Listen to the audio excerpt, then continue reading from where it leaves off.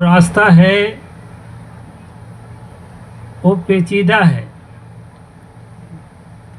हम सब लोग उसी में से एक शाखा पारक सिद्धांत से आते हैं। यहाँ अभी भक्तों में पूछा जाए, पारक सिद्धांत के भक्तों में, तो कम से कम 80 से 85% भक्त यही नहीं बता पाएंगे कि यह पारक सिद्धांत क्या है। तो ये मार्ग बड़ा पेचीदा है, आदमी को समझने में कठिन महसूस होता है। इतना तो सब जानते हैं कि संसार में चाहे मनुष्य हो, चाहे कीड़ा मकोड़ा हो, कोई भी प्राणी हो, ये सब दुख का अनुभव कर रहे हैं। इतना सब जानते हैं।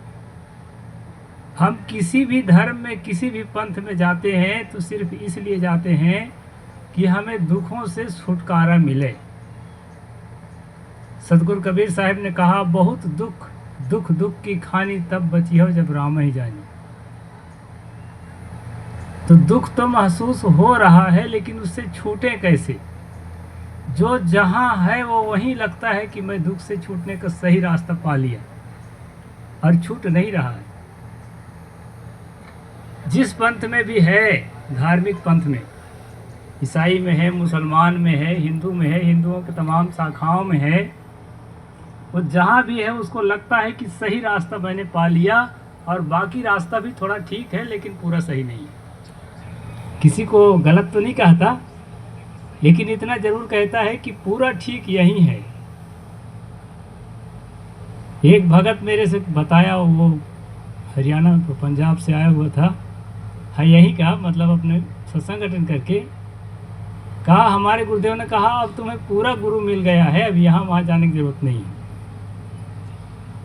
हमारे पारखी संत कहते हैं कि सब जगह जाओ, सबकी सुनो, और वहाँ से जो चीज़ कल्याणकारी है उसको अपने लिए चयन कर लो। हम लोग भेजते हैं, तब आप लोग जाते हैं, और हमारे भेजने के बाद आप जब उधर जाते हैं तो उधर फिर लौटने का रास्ता हो जाता है बंद। इसलिए कभी कभी मेरी बात ज़्यादा स्पष्ट रहती है, जिसको सुन करके भक्त भी और संत भी कभी कहते हैं कि साहब आप थोड़ा ज़्यादा अटैक करते हैं। जब तक स्पष्ट नहीं बोला जाएगा किसी बात को,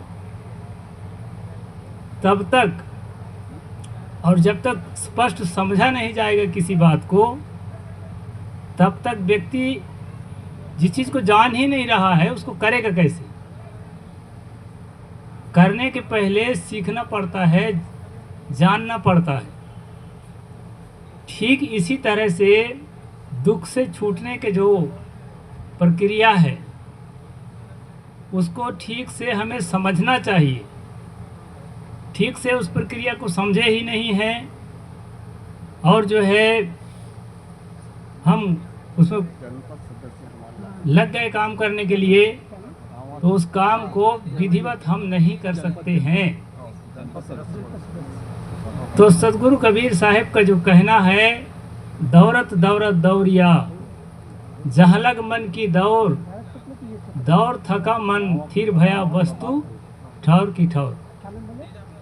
हम लोग जो है ना, कहते तो हैं कि हम दुख से छूट गए, हमारे गुरु जी के यहाँ आने से बिल्कुल शरीर के रोग भी मिट जाते हैं, मुकदमा भी जो है हम जीत जाते हैं, बच्चे परीक्षा पास कर लेते हैं, ये सब हम कहते हैं, लेकिन ऐसा होता हुआ दिखाई नहीं पड़ता। ऐसा होता हुआ दिखाई नहीं पड़ता किसी भी पंथ में। हर पंथ में विकलांग हैं, हर पंथ में रोगी हैं, हर पंथ में धनवान है, हर पंथ में गरीब है। किसी पंथ के जाने से कोई अपना कल्याण कर लिया हो, ऐसा देखा नहीं जाता। कहीं भी आप भारत के अंदर घूम के देख लीजिए, ये चीज़ आपको दिखाई नहीं पड़ेगी। यहाँ तक कि पारक सिद्धांत के अंदर आके भी इन सब चीज़ों से आप छूट नहीं सकते हैं। लेकिन प्रशंसा पारक सिद्धांत की मैं इसलिए करता हूं कि यहाँ इन सब चीज से छूटोगे ऐसा दावा भी नहीं किया जाता। इसलिए ये विचारधारा प्रशंसनीय है कि इसमें कभी दावा नहीं करते महात्मा कि आप रोग से छूटोगे, कि गलती करने के बाद भी मुकदमा में जीत जाओगे। इस तरह से कोई दावा हमारे यहाँ कोई महात्मा करता हो छिटपुट तो मैंने मेरे से मुलाकात नहीं हुई अभी, लेकिन नहीं करता है। तो पारक सिद्धांत की प्रशंसा इसलिए है कि यहाँ झूठा दावा नहीं किया जाता। अब जहाँ झूठा दावा नहीं किया जाता वहाँ अगर कोई साधक ज़्यादा स्पष्ट बोलता है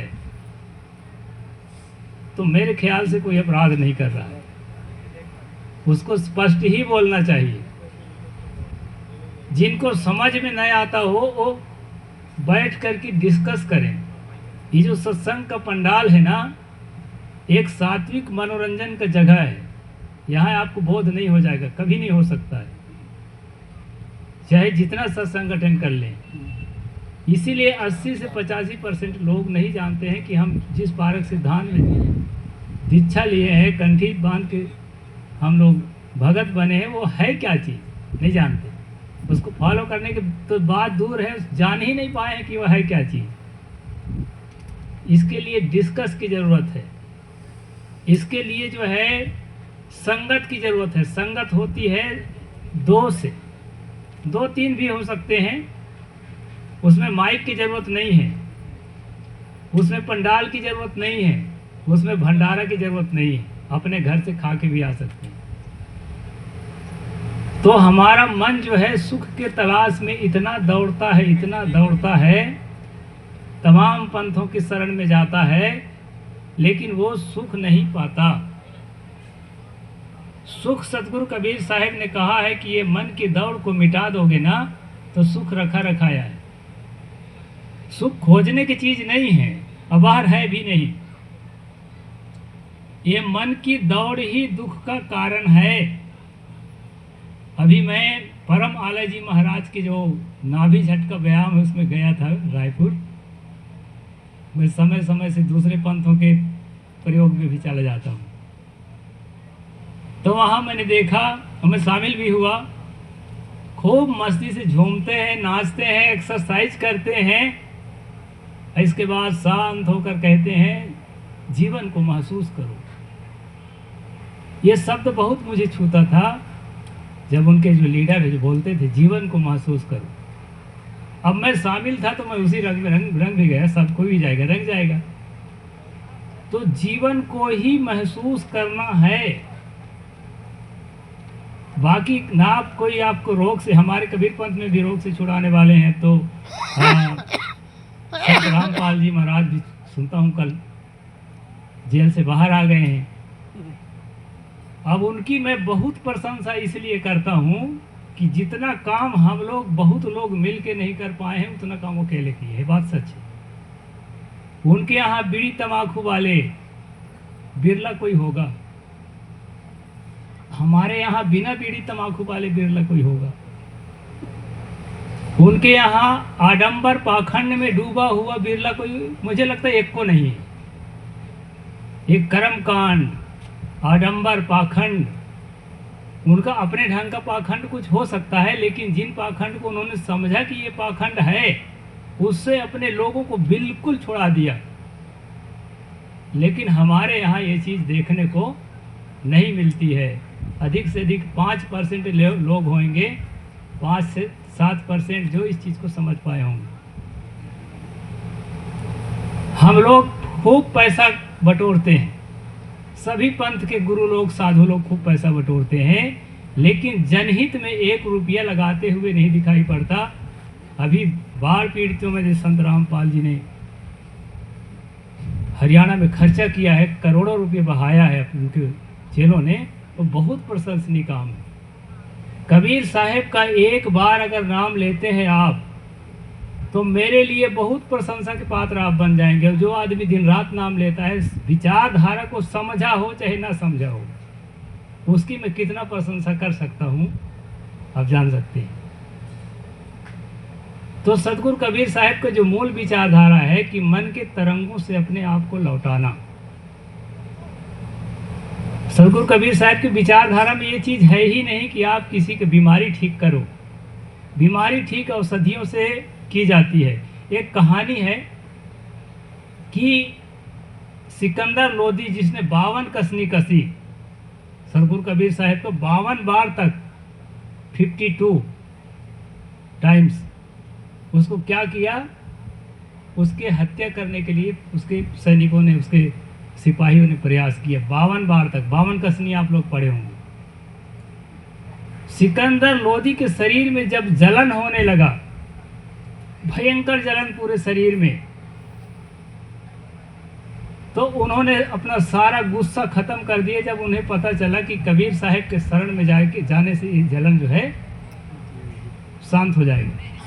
कहानी कहती है कि कबीर साहब के पास जब वो गए तो उन्होंने अपने कमंडल का जल छिड़क दिया और उनके जलन समाप्त हो गया। आपको मैं बताना चाहूँगा कि सतगुरु कबीर साहब ने किसी भी प्रकार कमंडल से जल नहीं छिड़का था, उन्होंने औषधियों को प्रयोग किया था। और जो औषधियों को उन्होंने प्रयोग किया था, बहुत लंबे समय से खोज करते करते उन औषधियों को भी मैंने पा लिया है। आई ड्रॉप का काम तो करता हूँ, सबको मालूम है, लेकिन शरीर में जो जलन होता है 500-700 रुपये के इंजेक्शन लगाते हैं, केवल 3 दिन 4 दिन बाद फिर लगाना पड़ता है। पाँव के तलवा में हो, छाती में हो, कहीं भी हो, 500-700 के इंजेक्शन 2-3 दिन तक आप ठीक रहते हैं। उस दवा को मैंने खोज कर लिया है जो सिकंदर लोदी के जलन को शांत किया था। मैं दिन रात अपने काम में लगा रहता हूँ, तो जिसको अगर ऐसा हो आपके अड़ोस पड़ोस में तो उनको भेज देना। वो छिड़कने से नहीं ठीक होता भाई, कुछ दिन खाना पीना पड़ता है और वो एक दिन से, पहला दिन से ठीक होना शुरू हो जाएगा। तो बीमारी ठीक करते हैं, संत भी करते हैं, डॉक्टर भी करते हैं, वैद्य भी करते हैं, लेकिन जंतर मंत्र से कुछ भी नहीं होता है। इसलिए जंतर मंत्र सब झूठ है, मत भरमो जग कोय, सार शब्द जाने बिना कागा हंस न हो। और वो सार शब्द क्या है? वो सार शब्द किसी भी प्रकार के ज्योति निरंजन, ओमकार, ररमकार, सोहम, सत्यनाम, इनमें से कोई नहीं है सार शब्द। हिरियम, सिरियम, किलियम, इनमें से कोई सार शब्द नहीं है। सार शब्द क्या है? सार शब्द है अपने भटकते हुए मन को जिस समय हम शांत कर लेते हैं, संसार की किसी चीज को नहीं सोचते हैं। वैसे तो उनके यहाँ भी जाएंगे तो बोलेंगे जो सार शब्द है ना वो अक्षर का नहीं बना है। बहुत बड़ी बात है, बात को समझना। जो सार शब्द है वो अक्षर का नहीं बना है। ये जो हमारा 33 अक्षर, 52 अक्षर जो भी कहते हैं, 36 अक्षर, इन अक्षरों से सार शब्द परे है। 34 अक्षर से निकले जोई सार शब्द जाने। तो अक्षरों से जब हम पार जाते हैं, जिस समय कोई अक्षर हमारे मस्तिष्क में नहीं होता है, उस समय जो सुखद अनुभूति होती है, सहजता की अनुभूति होती है, यही जीवन को महसूस करना है। इसमें कोई जंतर मंतर नहीं। शरीर जो है पदार्थों का बना है। शरीर में कोई प्रॉब्लम आए तो उसका इलाज आप पदार्थों से कराइए। होम्योपैथी में जाइए, एलोपैथी में जाइए, आयुर्वेद में जाइए। शरीर पदार्थ का बना है। आपका मकान जब टूटता है, कहीं टूट फूट होती है, तो ईंट से, सीमेंट से, बालू से उसका मरम्मत करते हैं। जो जिस चीज़ से बना है उसकी मरम्मत भी उसी चीज़ से होती है। शरीर पदार्थ से बना है तो शरीर की मरम्मत भी पदार्थों से ही कराइए, जंतर मंतर से नहीं, टोना जादू से नहीं। कोई टोनी नहीं होती है। जिसको आप ठान लिए कि ये माता जी टोनी है, जब जब आप देखेंगे तब तब आप बीमार पड़ेंगे और झाड़ फूंक करा के थोड़ा अच्छा भी हो जाएगा। लेकिन उस माता को खुद नहीं मालूम है कि मेरे पास आने से आप बीमार पड़ रहे हो कि ठीक हो रहे हो। इस कारण से जो है जंत्र मंत्र के चक्कर छोड़ो। इस इलाके की सबसे बड़ी बीमारी है जंत्र मंत्र। और जो है साधना के लिए, दुख से छूटने के लिए मन के तरंगों को शांत करके अपने में स्थिर होने का अभ्यास करिए। नहीं समझ में आता है साहिब जी के पास आइए, और समझ में नहीं आता तो मेरे पास भी आ सकते हैं। तो आपको ये सब चीज़ समझने में आसान हो जाएगी। और जो है ये सहज अवस्था का अनुभव आपको होगा। अब इसी जन्म में होगा, इसी जीवन में होगा। समय 1 मिनट अधिक हो गया, उसके लिए क्षमा प्रार्थी हूँ। यहीं पर अपनी बात को पूरा करता हूँ। बोलिए संत सम्राट सदगुरु कबीर साहिब की जय। बहुत सुंदर।